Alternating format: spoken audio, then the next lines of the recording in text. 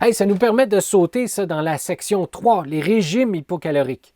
Vu qu'il y a pas mal de monde qui ont des surplus de poids ou qui sont obèses, il y en a tout plein qui essaient de faire des régimes pour perdre du poids. Bref, de faire des régimes hypocaloriques. Puis dans le langage courant, on va juste dire régime. On ne dira pas régime hypocalorique.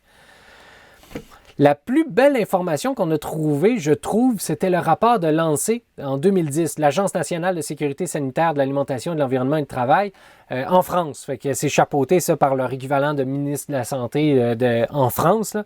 Puis ils ont fait une méga étude sur tous les régimes qu'il y avait à l'époque, sur les régimes hypocaloriques. Fait qu'il y avait le régime Mayo, Chrononutrition, Zone Diète, Ducam, Cohen, Atkins, Montignac, Soupe aux choux, Citron Détox, Californien, White Watcher, Fricker. Il y en avait une bonne gang. Puis ils sont allés regarder c'était quoi les conséquences de faire ces régimes-là à long terme. Ultimement, là, tous ces régimes amaigrissants-là, leur but, c'est de faire perdre du gras, pas des protéines. Or, malheureusement, les protéines sont dans les premières à disparaître. Fait que quand vous tombez dans un régime hypocalorique plus intense que ça, vous faites un jeûne, vous arrêtez de manger, dans le premier 24 heures, vous n'allez pas perdre de gras. Vous allez juste gruger votre réserve de glycogène, de sucre complexe que vous avez dans votre foie. Vous avez déjà assez de nourriture dans votre foie pour toffer une journée. Fait que c'est pratique, là. Vous avez comme votre réserve de nourriture. Fait que peu importe quand vous mangez, c'est votre foie qui va accumuler ce sucre-là. Vous ne stockerez pas le sucre sous forme de gras si vous en prenez trop. Ça va se stocker un peu dans votre foie. C'est un peu une espèce de zone tampon. Fait que, si vous mangez une fois par jour ou 3 fois par jour ou 18 fois par jour, ben c'est le taux de glycogène qu'il va y avoir dans votre foie qui va tamponner tout ça. Fait que si vous mangez un méga repas, vous accumulez votre glycogène dans votre foie, puis là vous le diminuez, vous remangez, puis là vous diminuez. Ou quelqu'un qui mange tout le temps, ben, il n'aura pas besoin de de faire varier son taux de glycogène dans le sang, dans le foie. Mais je reviens à mon jeûne de 24 heures. En 24 heures, là, vous ne perdez même pas une once de gras, vous puisez dans votre réserve de glycogène. Fait que le poids que vous allez perdre dans le 24 heures, c'est du sucre que vous perdez. C'est votre foie qui va être moins sucré si quelqu'un le mange. Au bout de 2 ou 3 jours, c'est vos protéines qui commencent à être dégradées. Fait que quand vous faites un jeûne, faites pas un jeûne d'abord. Mais si vous faites un jeûne, premier 24 heures, vous perdez votre glycogène dans votre foie, puis après ça, vous allez puiser dans vos protéines. Mais c'est pas ça que vous voulez si vous faites un régime hypocalorique habituellement. C'est bien rare en ce moment-ci, à notre époque, qu'on se dit « Ah, j'ai trop de masse musculaire, je veux en perdre ». C'est rare. C'est bien rare que le monde dise ça. Ça m'est jamais arrivé, en tout cas, d'entendre quelqu'un. Ah, c'est la première chose qu'on va perdre. Deuxième. On va perdre le glycogène. Ensuite viennent les protéines, puis pas mal en même temps, les gras aussi. Mais c'est un peu triste, là. Vous vous lancez dans un régime hypocalorique et systématiquement, vous allez perdre votre masse musculaire. Fait que ça va être minimisé, ces pertes musculaires-là, si vous faites des entraînements, si vous consommez en masse de protéines, mais vous allez perdre quand même de la masse musculaire. Fait que nécessairement, tous ces régimes-là, dès que vous tombez en un régime hypocalorique, vous allez perdre la masse musculaire. Fait que c'est triste. Puis le plus fou là-dedans, c'est qu'on ne la regagne pas, ou c'est peu probable. À chaque fois qu'on fait un régime hypocalorique, on puise un peu dans nos protéines, puis la prochaine fois qu'on va regagner de la masse, on va stocker ça préférablement sous forme de gras. C'est pratique ça au niveau de l'évolution, parce que stocker du gras, c'est pas mal moins lourd que stocker des muscles. Fait que si vous êtes dans une société où vous avez à faire souvent des régimes hypocaloriques, les hivers sont rudes, les récoltes sont pas toujours bonnes, puis vous passez votre temps à tomber en régime hypocalorique, ben, il ne faut pas accumuler de la nourriture, de l'énergie en dedans de vous sous forme de protéines, parce que c'est lourd à trimballer. Vous êtes mieux d'avoir ça sous forme de graisse. Fait que à chaque fois que vous allez perdre du poids, vous allez perdre un peu plus de masse musculaire, malheureusement. Dans les régimes hypocaloriques qui ont été étudiés par l'ANSEE, dans les régimes où il y avait pas mal de lipides ou des régimes qui avaient surtout des sucres, dans les deux cas, on perdait autant de poids. Bien, vous l'avez vu, hein, c'est la quantité d'énergie qui compte. Que vous mangez du gras ou du sucre, par l'acétyl-CoA, vous êtes capable de transformer l'un en l'autre. Fait que tant les régimes qui permettent le gras que les régimes qui permettent le sucre, dans les deux cas, on perd autant de poids. Sauf que ceux qui mangent plus de lipides vont avoir un peu plus de lipides dans le sang. Fait que ceux qui ont des risques de tension artérielle, risque cardiaque, mais il y a plus de dangers associés à ça.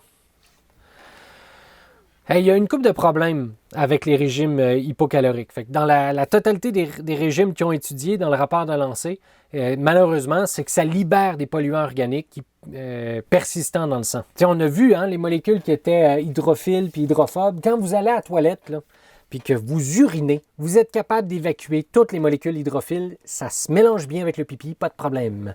Sauf que si vous avez des polluants en dedans de vous qui sont hydrophobes, ça ne sortira pas par l'urine. Ça va rester en dedans de vous et ça va rester dans les graisses. Comme c'est des molécules hydrophobes, ça va rester dans vos tissus graisseux, puis vous allez stocker des molécules toxiques, graisseuses, en dedans de vous. Fait que, Colin, on est dans un monde un peu pollué quand même, là. Fait qu'à chaque fois qu'on mange, ces polluants-là vont être stockés dans les gras. Fait que si vous maigrissez d'un coup, puis que vous faites un régime hypocalorique, là, puis vous perdez là, ben du gras bien rapidement, ces molécules-là toxiques qui étaient dans votre gras, vont se ramasser dans votre sang. Fait que le taux de molécules toxiques dans votre sang va augmenter d'un coup. Fait que ça peut être problématique. Ça peut être problématique pour votre système endocrinien, pour votre système immunitaire. Il pourrait y avoir des liens avec le cancer, mais là, c'est touché, là. Mais quand même, il faut que ces molécules-là aillent quelque part, puis ça n'ira pas dans votre pipi. Ils peuvent pas. C'est pas hydrophile. Ensuite, il y a de fortes chances de reprise de poids. Dans la quasi-totalité des régimes, les gens reprennent leur poids à la fin. Fait qu'en dedans d'un an, c'est 80%. Après un régime, en dedans d'un an, les gens, habituellement, dans 80% des cas, ont repris tout leur poids. Fait que c'est un peu triste, là. C'est pas super efficace, un régime. Puis au bout de 5 ans, on est proche du 100%. Les gens vont tous reprendre leur poids après avoir fait un régime. Puis en plus, quand ils reprennent leur poids, c'est avec moins de protéines puis avec plus de gras. Fait que c'est pas winner, malheureusement, les régimes hypocaloriques. Vous vous souvenez du mécanisme. Si vous perdez du poids, oui, c'est efficace, moins manger, vous maigrissez. Vous avez moins de gras, vous avez moins de leptine, vous avez plus faim, fait que vous allez avoir des rages de bouffe, vous allez finir par manger plus jusqu'à temps que vous retrouviez votre taux de leptine auquel vous étiez habitué. Ça arrive que ça marche. C'est pas un vrai 100%. Là. Il y en a tout plein qui réussissent à perdre du poids d'une façon permanente. Mais c'est rough, c'est long. Vous devez vous habituer à votre nouveau taux de leptine. Puis là, après ça, vous allez être capable de maintenir votre poids. Mais c'est dans de rares cas que ça fonctionne. Et en plus, mettons que vous êtes dans un régime isocalorique. Vous mangez cette quantité-là d'énergie et vous dépensez cette quantité d'énergie-là. Fait que pour vous maintenir à 37 degrés Celsius, pour recourir à gauche puis à droite. Vous tombez dans un régime hypocalorique. Vous devriez maigrir parce que vous mangez moins d'énergie que ce que vous dépensez. Or, votre corps s'adapte. Il va dépenser moins d'énergie pour équivaloir le plus possible ces deux niveaux-là. Fait que vous ne perdrez pas nécessairement de poids parce que vous allez être plus fatigué, vous allez bouger moins, ainsi de suite. Fait que c'est pas winner. Dans la reprise de poids, j'en avais glissé un mot, le gras est avantagé. Malheureusement, à chaque fois qu'on fait un régime, on perd toujours un peu plus de masse musculaire parce que c'est le gras qui est avantagé dans la reprise de poids. Fait que des régimes hypocaloriques, là, c'est pas winner. Puis dans la quasi-totalité des régimes, il y a des carences. Fait qu'il n'y a pas assez de fibres dans plusieurs des régimes qui ont été étudiés, 3 sur 4. Il y a plusieurs régimes aussi qui amenaient pas suffisamment de calcium et amenait de la perte osseuse, surtout chez ceux qui étaient non obèses. Le fait d'avoir peu d'énergie, ça amène des dérèglements au foie. Il va y avoir de l'inflammation, ça peut mener à des fibroses, des calculs biliaires, c'est pas super cool. Parce que votre foie, là, c'est votre biochimiste de votre corps. Il va faire toutes les réactions chimiques. C'est lui qui stockait de glycogène. Puis là, comme il n'y a plus de nourriture qui s'en vient, il est obligé de brûler son glycogène. Puis après ça, de convertir du sucre en glycogène. Puis il va passer son temps à travailler fort pour vous autres. Fait qu'il risque d'avoir de l'inflammation, des fibroses et compagnie. Puis ça, c'est sans parler des effets psychologiques des régimes hypocaloriques. Dans un régime hypocalorique, tu essaies de faire en sorte que ta raison prenne le dessus sur ta faim. Fait que tu fais une restriction cognitive. Tu dis non, j'ai pas faim pour vrai. Non, j'en prendrai pas. Non, plus tard. Fait que vous êtes en train de débalancer votre perception de la faim. Fait que ça amène à des excès de nourriture ponctuels, puis ça débalance à long terme la perception de la faim. Fait que c'est pas super cool, là. Puis ça, pour démontrer ça, c'est un peu triste. On a réalisé que chez les jeunes filles de 5 ans en restriction alimentaire développaient plus tard la capacité de manger au-delà de leur faim. Fait que tu sais, quand on dit « termine ton assiette », là, « ah ouais, mange tout », là. Dans le fond, on habitue la personne à manger au-delà de sa satiété, d'être capable de dépasser sa satiété, puis finalement de ne pas écouter sa faim. Fait que là, après ça, ça devient plus difficile d'écouter ces signaux physiologiques qu'on a en dedans de nous, là.